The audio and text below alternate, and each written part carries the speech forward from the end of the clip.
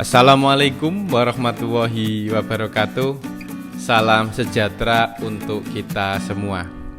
Selamat datang untuk rekan-rekan mahasiswa yang saya banggakan dimanapun Anda berada.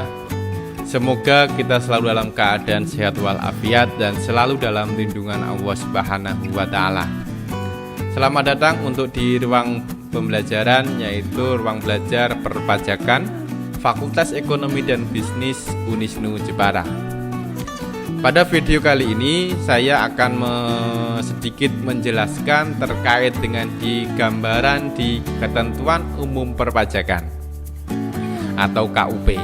Jadi dalam Ketentuan Umum Perpajakan di sini, yaitu di pokok bahasan untuk di pertemuan kita kali ini, ada beberapa sub pokok bahasan. Jadi yang pertama yaitu kita akan coba mengupas terkait dengan di NPWP. Mulai dari apa sih sebenarnya NPWP, kemudian bagaimana kewajiban untuk mendaftarkan diri NPWP dan syarat untuk mendaftarkannya NPWP, penghapusan NPWP. Yang kedua pokok bahasanya ada di SPT, yaitu surat pemberitahuan. Jadi mulai dari SPT itu sebenarnya apa, kemudian ada di pembetulan untuk surat pemberitahuan, dan jatuh tempo untuk pembayaran pajaknya seperti apa. Kemudian yang selanjutnya ada di subpokok bahasan, yaitu di pemeriksaan. Setelah pemeriksaan kemudian ada di subpokok bahasan surat ketetapan pajak. Nah, untuk yang pertama yaitu di NPWP. Apa sih sebenarnya NPWP itu? Jadi NPWP ya, itu kalau saya ambil sebuah definisi pengertiannya adalah, kalau kepanjangannya adalah nomor pokok wajib pajak ya. Jadi bisa dikatakan, jadi nomor pokok wajib pajak atau NPWP di sini itu merupakan nomor tanda pengenal diri atau identitas wajib pajak dalam melaksanakan hak dan kewajiban perpajakannya. Itu adalah NPWP. Jadi gambaran dari NPWP itu, nah contoh kalau misalnya nomor pokok wajib pajak itu ya ada nomornya, kemudian ada namanya ya, kemudian ada juga misalnya nomor KTP-nya ya, ada alamatnya ya, serta kapan itu mulai identitas mulai diberlakukan, serta ada kode barcode. Jadi contoh dari kartu NPWP ya, bisa dilihat ya, itu adalah untuk dicontoh. Lalu kewajiban mendaftarkan diri menjadi untuk memiliki nomor pokok wajib pajak, yang pastinya adalah Anda memiliki ya, paling tidak ya, kalau sebagai pribadi adalah memiliki penghasilan kena pajak ya, atau penghasilan Anda di atas PTKP. Jadi yang wajib mendaftarkan diri untuk memperoleh NPWP itu ya, satu adalah wajib pajak badan ya, wajib pajak badan. Yang kedua adalah wajib pajak orang pribadi yang penghasilannya melebihi PTKP. Apa itu PTKP? Penghasilan tidak kena pajak. Jadi yang wajib mendaftarkan diri untuk memperoleh NPWP itu ada dua, yaitu badan sama orang pribadi yang penghasilannya melebihi lebih dari PTKP, penghasilan tidak kena pajak. Lalu apa syaratnya untuk mendaftarkan NPWP? Jadi untuk wajib pajak orang pribadi ya, syarat untuk mendaftarkan NPWP itu pertama adalah untuk wajib pajak orang pribadi non usahawan. Cukup syaratnya adalah di fotokopi KTP ataupun kartu keluarga atau kakak. Itu non usahawan.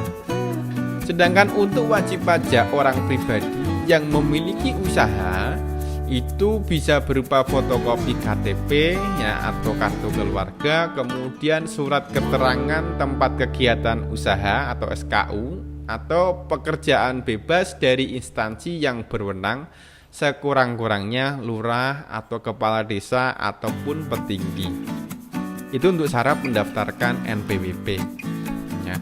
Dan saat ini untuk mendaftarkannya juga sudah mulai lebih mudah. Anda bisa untuk buka secara online.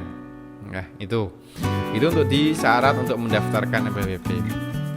Tadi adalah baru untuk syarat mendaftarkan NPWP bagi wajib pajak orang pribadi, baik itu yang tidak memiliki usaha ataupun yang memiliki usaha. Lalu bagaimana untuk wajib pajak badan? Jadi syarat mendaftarkan untuk memiliki NPWP untuk wajib pajak badan ada di fotokopi akte pendirian badan tersebut. Nah, kemudian ada di fotokopi KTP atau KK dari salah seorang pengurus aktif, ya, surat keterangan tempat ya kegiatan usaha dari instansi yang berwenang, sekurang-kurangnya tadi lurah ataupun di kepala desa. Ya.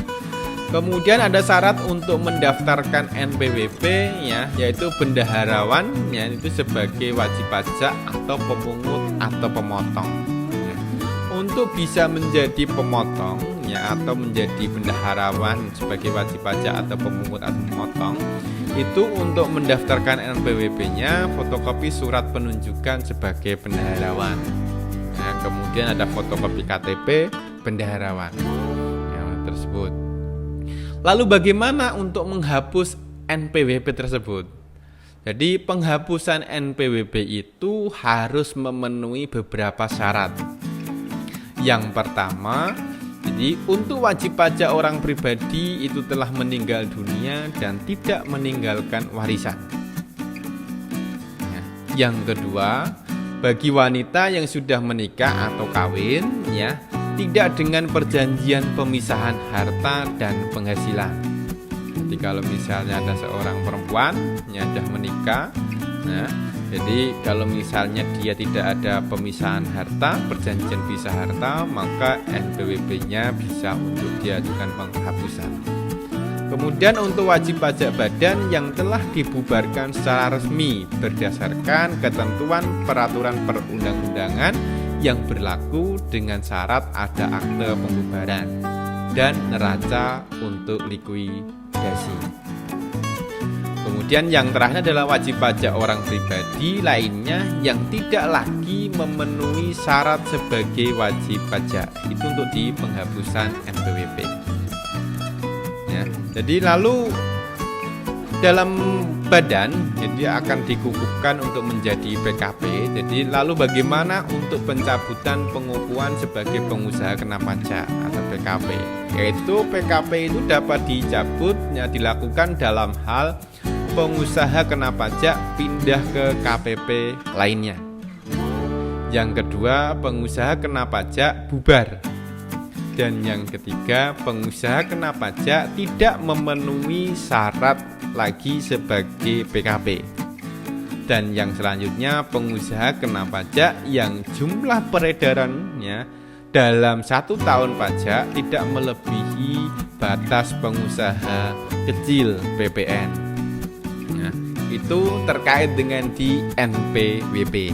Nah, yang berikutnya adalah terkait dengan di SPT, surat pemberitahuan. Jadi untuk SPT silahkan untuk lihat video saya yang selanjutnya. Untuk di gambaran terkait dengan di NPWP, jadi tadi saya jelaskan mulai dari apa sebenarnya NPWP sampai dengan kewajiban dan penghapusan untuk NPWP serta pencabutan untuk di PKP. Semoga memberikan gambaran bagi Anda semua terkait dengan di perpajakan khususnya di NPWP di sini ya. Sekian, wassalamualaikum warahmatullahi wabarakatuh.